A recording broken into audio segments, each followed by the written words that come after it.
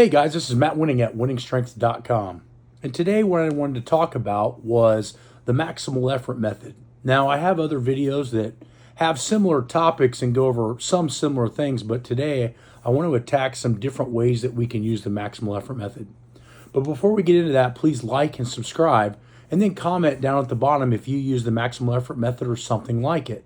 The first thing that I think we need to discuss is what is the maximal effort method? Well, the maximal effort method is a method that's utilized to go about as hard as you can in a particular exercise, usually a compound movement like a squat, a bench press, a deadlift, or any variations of those. And even in Olympic lifting, you have the snatch, the clean and jerk, and all the variations of those. So we have to define what we use maximal effort method for. And the first thing we use it for is big, large compound movements that involve a lot of muscle groups. Now, this doesn't necessarily mean that we don't use heavy efforts with other things, but we don't often hear somebody say, what's your 1 rep max on lat pull downs?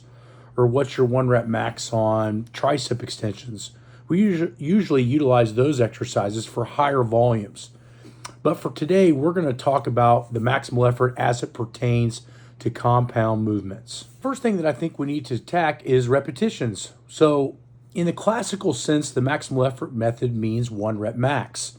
Competition force maximums, training force maximums, there are different types of maxes that we'll go into maybe in a different video.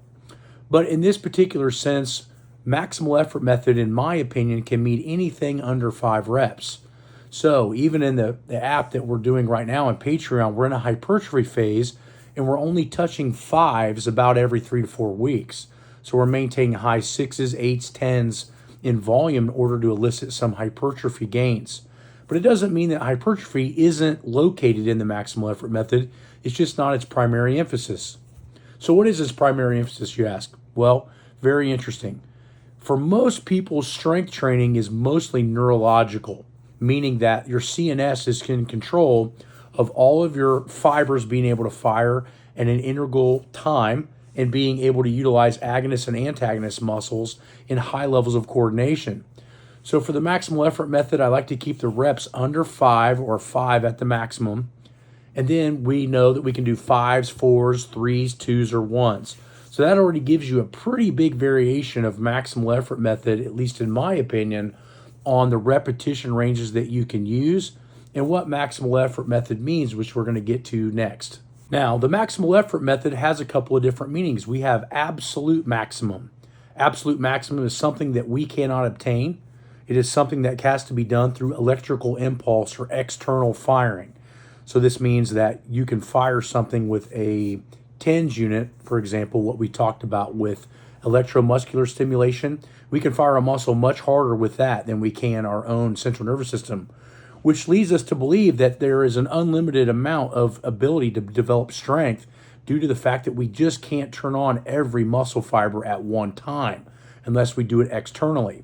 This is absolute maximum. But the maximum that we're really actually coming after is the one called voluntary maximum. And that's how much muscle we can personally turn on to make an object move. So again, the maximal effort method, a lot of people don't talk about absolute maximum and maximums, voluntary maximums, but they're very different and they can share upwards of around 15 to maybe 20 or more % difference depending on strength level. Obviously, if we're a lot stronger or more of an elite athlete, we're going to be able to turn on more muscle tissue than the average Joe just walking around or the average amateur athlete. So what we have to remember is that we actually get better through neurological adaptations before we actually get better at muscle mass. And this is a huge problem that we have in the fitness industry right now. We have a lot of people talking about muscle hypertrophy, when in reality, we should probably be talking about neurological adaptations as far as developing internal and external motor unit coordination and the ability to strain. Let's just face it, if our maximums don't go up, it can be difficult for us to gain in hypertrophy. Why? Well, imagine that we can all bench press 500 pounds. How many reps can we do with 315? Probably quite a few. Exactly, probably enough to develop hypertrophy with 315. But if our bench press max is only 315, then our repetition ranges for doing sets of 8s and 10s is probably going to be somewhere in the neighborhood of around 225 or maybe less.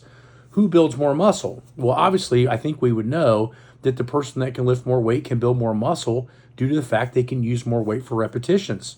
This is why it's so important to develop the maximal effort method and make sure that your neurological system is at least up to par with what you're trying to do with hypertrophy. I think this is one major reason that Ronnie Coleman was so dominant in the sport that he was in bodybuilding. He was just moving more weight than everybody else, training much, much heavier. Now, that is a huge, huge problem that we have because most people are on 6, 8, and 10-week blips. And what we really have to realize is that if we want to be super strong or get super muscular, it's probably going to take a lengthy amount of time for that to happen. Now, one of the other major ways that we can modify and change the maximal effort method, which is my personal favorite here at winningstrength.com, it was Louie's personal favorite at Westside Barbell, and it was a lot of other personal favorites, i.e. the Dynamo Club in Russia, A.S. Mevdiev, and even Paul Anderson back in the 50s, which is still regarded as one of the strongest U.S. lifters to ever live and being one of the only super heavyweights to have an Olympic gold medal, much of which the Russians tried to emulate, finding people like Paul Anderson in the population would rotate a lot of different exercises. What are the advantages to rotating exercises on the max effort method? Well, if you do a lot of reading, the maximal effort method is the best way to develop strength. So regardless of what any other YouTube influencer is telling you that, doing sets of 10 or, high volume or time under tension or all this other stuff are important in training. If you really want to get super strong, learning how to strain is your best friend. But with that being said, rotation of exercises is key for a handful of reasons. If we do a lot of reading on the maximal effort method, what we realize is that high strain creates high burnout. And if we look at why most people quit working out is because they just get emotionally and physically and psychologically burned out or an injury occurs. So with rotating exercises, it's important to keep all of those things at bay. And so with the vast array or library of exercises that you can rotate, it helps tremendously in order to keep burnout and fatigue down to a minimum and gains to a maximum. The problem with rotating is, what do you rotate? Well, the simple answer to that is, what is your weakness? So for a lot of us, we do safety bar squats and cambered bar squats and straight bar squats and bands and chains and all of these other factors. But in reality, about 60% of what we select both on Patreon and on our apps is we select exercises that we see people struggle with in the gym that also have high transfer to the compound movement. So if you're still squatting in its traditional form and then you're rotating it with different resistances, slight position adjustments, and bar changes, you're still following the law of specificity without ignoring the law of accommodation.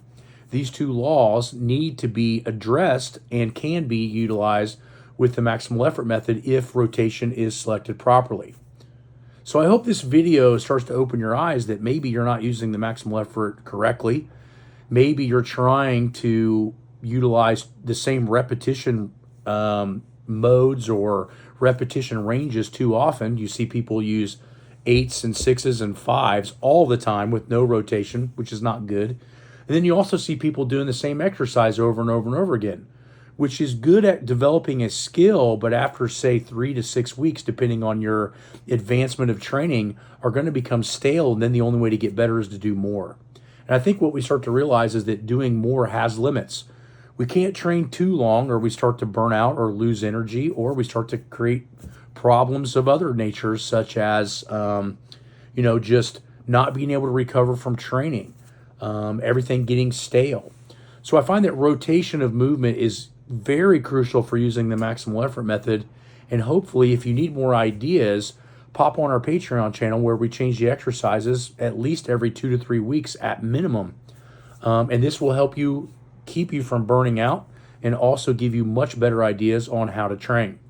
So go to winningstrength.com, check out the manuals, check out online coaching. If you really want us to dial in everything, including your days when you train, all the equipment that you have, and the amount of energy that you have to train and what your goals are. We try our best to do that with the manuals and with Patreon, but sometimes people need online coaching. So hope to talk to you guys soon and see you at winningstrength.com.